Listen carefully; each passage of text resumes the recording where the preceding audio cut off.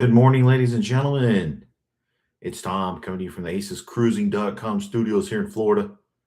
Thanks for joining me. This is a quick video about first time cruisers or inexperienced cruisers or travelers that kind of need to know what's best practices for your trip. And I've been getting a lot of questions like this lately, and it's really just good to have a refresher, even if you've been on numerous cruises.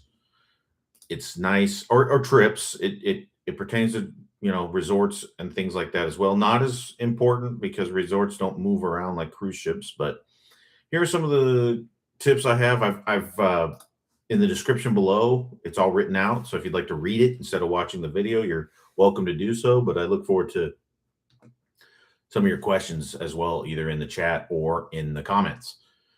And you can visit acescruising.com for more news and tricks for cruising.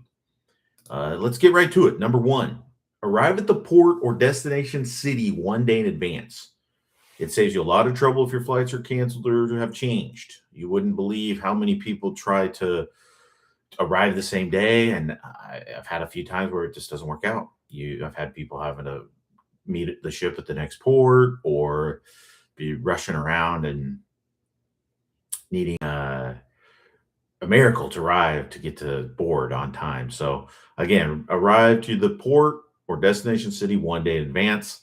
This just happened to a guest of mine through no fault of their own. The airline changed their flight schedule, and now they're arriving the same day as the trip starts. Thankfully, this trip day one is just your welcome day with this particular tour. So it's not a cruise, so nothing too dramatic has happened. But if it's delayed again or changed again, or there's some other problem, then she's going to miss part of her trip. So thankfully, that's not the case as of now, but it did save her trouble by going in early because she was supposed to arrive Monday morning. Now she's arriving Tuesday morning. Number two, a passport is best. I know there's a lot of cruises out there that say you don't need a passport. Closed loop cruises. The thing about the passport is especially if you have to fly, you have to have a real ID nowadays to fly. So that means if you don't have a real ID, like your driver's license, your state doesn't have a real ID unless you pay extra. Your passport will trump that. Also, when you get to the ship, it's easy just to hand them your passport. If you don't have your passport, you got to have two pieces of ID at a minimum. Usually women that have been married and their birth certificate doesn't match, then you have to have three pieces of ID. Why doesn't it match? So usually a marriage certificate, something of that nature, plus the government ID, plus the birth certificate. So it just becomes a paperwork. You're carrying around a folder full of papers, and you want to make sure that all that stuff is done properly because it can't be a copy, it can't be a picture, it's all got to be official documents. So it just makes your life a lot less stressful when you have a passport. If you're for some reason left in a port, say you're in the Caribbean or Bahamas or whatever, and you don't make it back to the ship, you have to put yourself up in a hotel. You have to get the passport rushed. It becomes a huge expense. So keep that in mind. If you don't have a passport, that's just another expense you're going to have to incur to get back to the USA. On embarkation day, try to stick to your boarding time. There's certain cruises that are more strict about boarding time than others. I've had people try to arrive early and they've just been made to wait. So it's better to arrive early than late, but the best practice is to try to stick to that boarding time as close as you can, just because you don't want to really sit at the port. It's just boring. Miami, I always tell people to go early just because all the traffic there is a huge problem. Parking's an issue. Just there's so many ships there, especially with Norwegian Cruise Line, MSC. They've got newer, smaller garages. So sometimes you have to park down the port a ways. Best to drop off your bags before you park your car. Of course, if you don't have a car, if you're being dropped off already, that's not going to be an issue. But a lot of people do drive to these cruises. So just keep in mind, stick to your boarding time. Wear clothing that if you want to commemorate the cruise day one before you get on board. And a lot of first time cruisers like to do this. take a picture with the family or whatever in your matching shirts, something of that nature. Make sure you wear them to the cruise port because there's going to be an opportunity to take a picture before you board. So a lot of people like to take advantage of that. Yes, of course, they're going to charge you, but you don't, it's not mandatory to buy the picture if you don't like it. So something to think about. Continuing for embarkation day, consider a private car or van from your hotel or from the airport. I recommend going in the day early, but always consider a private car. Yes, it's probably going to cost you a little bit more money, but you know exactly when your car is going to be there. You know your driver's contact information. It really prevents any delays or issues with your transport. Let's say you call an Uber and all your bags don't fit in the car, then you're going to have to call another Uber, and that's going to be another 20 minutes. When I was in New York recently, I was waiting about anywhere between 10 to 20 minutes for a vehicle. So I didn't expect that. And I thought it was just an anomaly because it's New York. I went down to Florida and I was waiting the same amount of time. So there's been a little change in Uber where it's not as instant as it used to be. So keep that in mind when you're getting ready to go to the cruise terminal.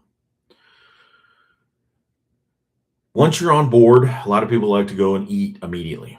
You're going to find if you head up to the buffet, you're going to have a flood of people in the buffet. So it's a lot of people, a lot of lines, not a lot of places to sit.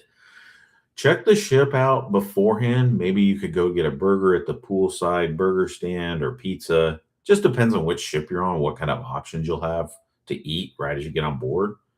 Some people, like on Norwegian, will go to O'Sheehan's or the local, whichever ship you're on. Name will be different.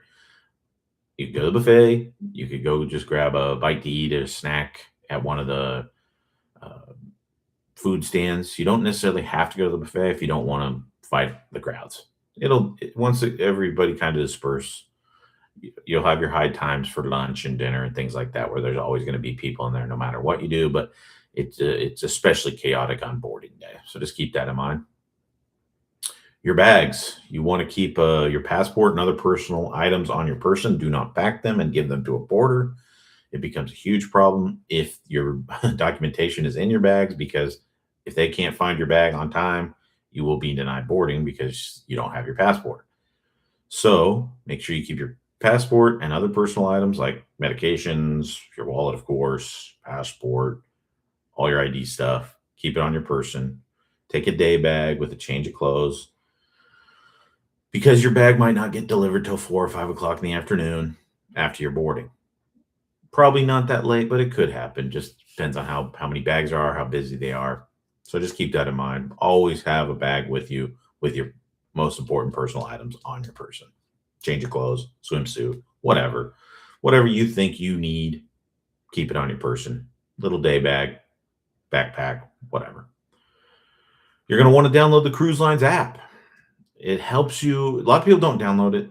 They just don't want to bother with it. But the thing is, a lot of these cruise lines, especially your more mainstream cruise lines, are taking everything that you've seen in paper or on the website and putting it right in the app.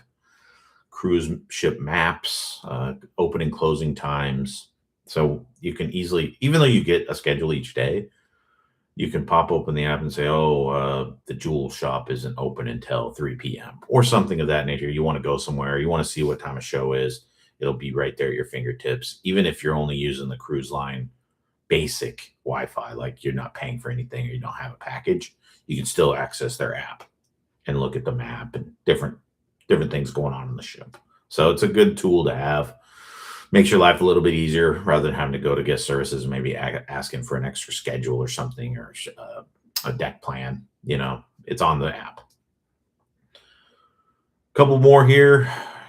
Big one that a lot of people forego, which it really makes me nervous when people forego this, but consider travel insurance.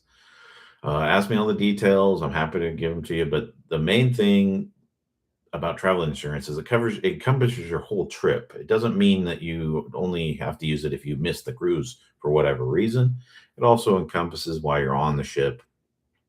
If anything were to happen medically, or if you miss the ship, or if you had to go to the medical center, you can't just really show up to the medical center and say, I need this, I need that. They're going to insist on doing a scan or a examination.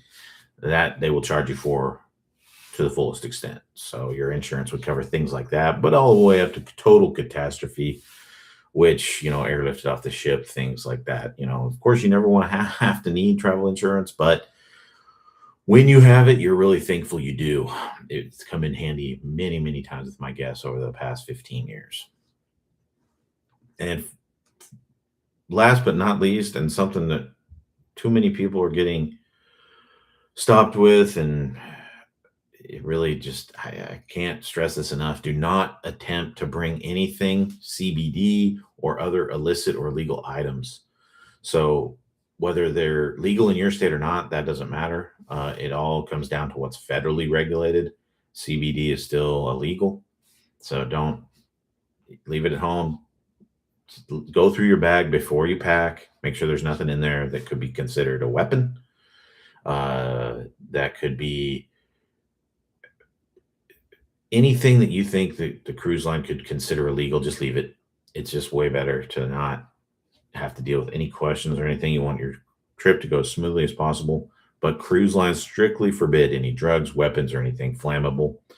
Familiarize yourself with what is and isn't allowed on board.